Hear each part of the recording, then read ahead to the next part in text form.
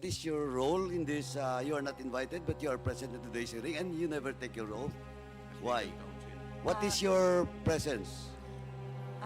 Mr. Chair, Your Honor, I am the Chief of Legal Affairs of the Office of the Vice President. So, I am here to represent the institution, Your Honor.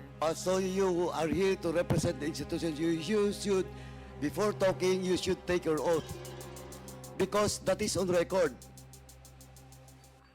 You're a lawyer. You know that. You cannot speak unless until you take your oath. That's the rule, internal rules of this House and this committee. You cannot speak unless you take your oath, or else I will move to excuse you in this room. Including Attorney Emily Torrentira. But since you are willing to testify, Your Honor, and give your statements, Your Honor, it was requested that she will be giving her oath as well, Your Honor. Your Honor, if I may, respectfully. Please administer the oath first. Please raise your right hand. Do you swear to tell the truth, the whole truth, and nothing but the truth in this inquiry, Your Honor? I do. The oath has been administered for the resource persons, Ms. Rabago, Mr. Tenido, Attorney Sanchez, and Ms. Villa del Rey. However, Attorney Emily Torrentira refuses to take her oath, Your Honors.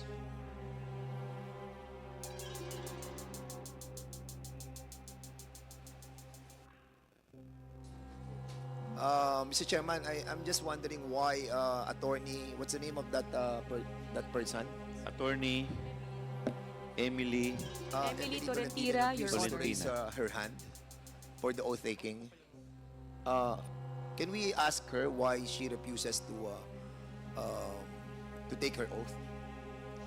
May I, Mr. Chair? You can all sit down, ma'am. Upo na po. Thank you.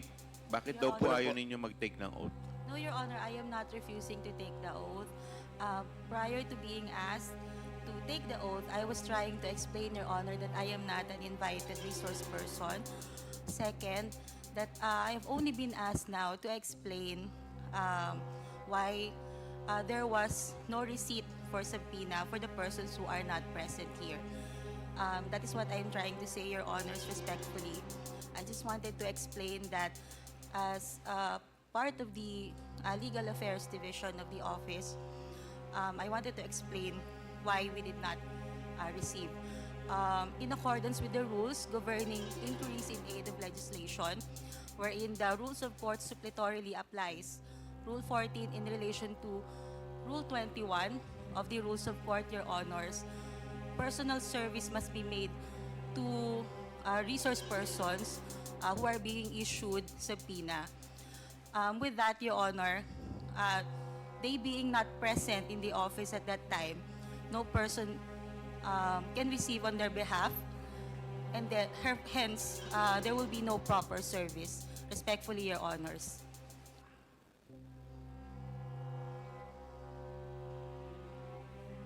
Well, we accept that that guidelines, no, that you mentioned a while ago.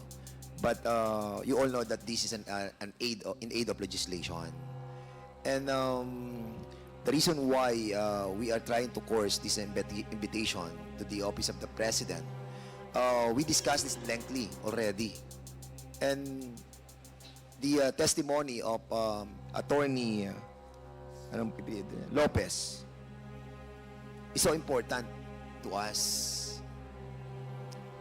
And also si Pajarda. And I think, Mr. Chairman, with this kind of explanation that being manifested by Attorney Tolentino, as much as we accept that that premise of her, but somehow we are all guided with moral decency, no? That somehow, sana Mr. naman, Chairman, umattend naman po sila dito kahit na sabihin po natin that yun nga po, ito po yung sinasabi nung inyong minention a while ago, but I think somehow sa akin personally that is not accepted. And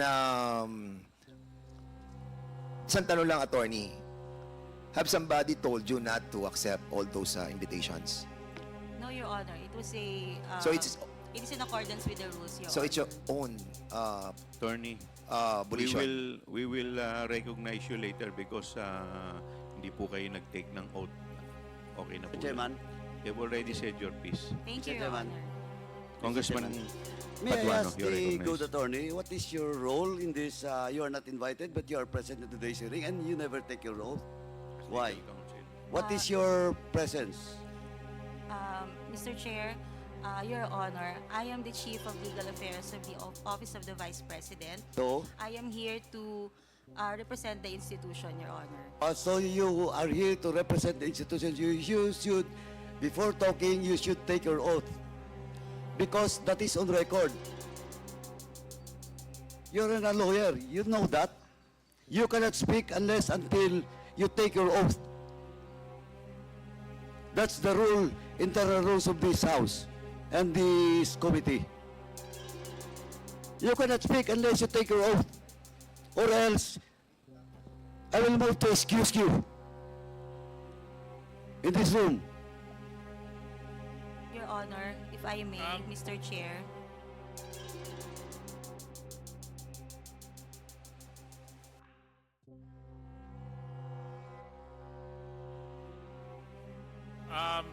Point of order, Mr. Chair. Mr. What is, Chair, what is your point of order? yeah, I take the position of Congressman Paduano. I really don't know why she's here. Has she forwarded any explanation written as to her attendance? Hindi, Mr. Pump Chairman, No, Mr. Chairman, Mr. Chairman. Mr. Chairman, a while ago, she was trying to tell us that she is the representative of the Office of the Vice President. And if you are the representative of the Vice President, you have this reason to take your oath as well. Yeah, but other than that, Mr. Chair, before we can even proceed to asking her to take her oath, has she communicated officially to the committee that she is indeed representing the Office of the Vice President? Is there any letter that whereby Attorney Tolentino is given authority to represent the Office of the Vice President, COMSEC? None, Your Honor. Did you submit your authority? If I may, Your Honor, respectfully. Yes, please. Mr. Chair, can we just call for a 5-minute suspension? Kausapin muna natin kung ano ba talaga kasi 5-minute suspension is declared by the chair. Mr. Chairman,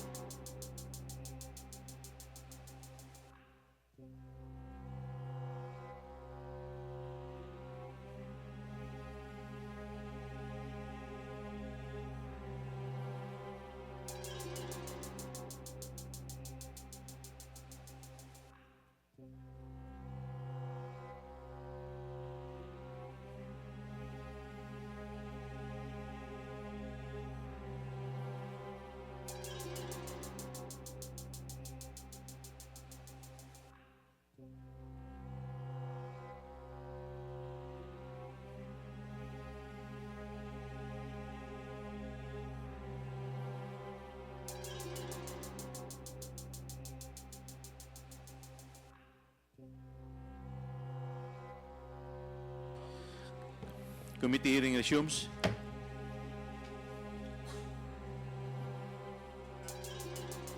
Congressman Paduano.